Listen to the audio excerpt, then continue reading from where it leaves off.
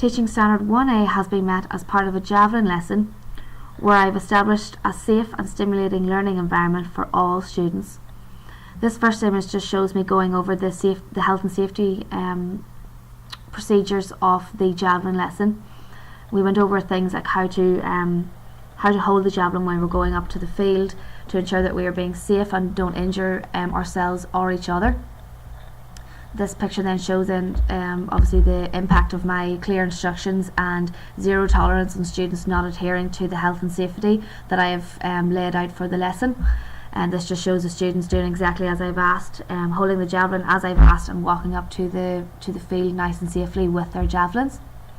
Once we get up there, I obviously exaggerated a little bit on how to put the javelin into the ground just to ensure the students were being safe at all times. We then went over how to take the javelin out of the ground once we had done our throw. I had clear instructions on how we would do this, so I would say 3, 2, 1, I would blow the whistle and the students would then throw. Only then when I say collect, may they collect the javelins. There was zero tolerance, as I said, on students not adhering to this.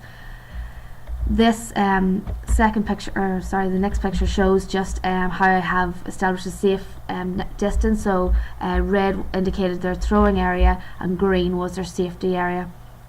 Each student had 3 throws each, and then they swapped over.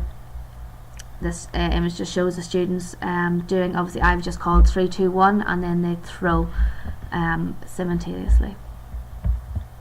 This is the stimulating learning environment. Students and their partners had a checklist of what they were to follow before they were going to throw the javelin. Their partner was responsible for putting the partner who was about to throw into this position using the correct technique.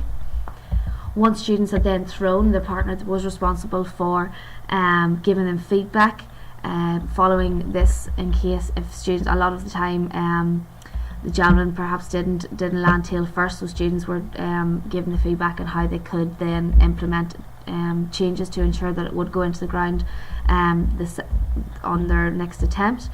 And then this just is an example of the students, how they have got each other into the positions for the javelin and are giving feedback using the resources, therefore establishing a safe and stimulating learning environment for all pupils.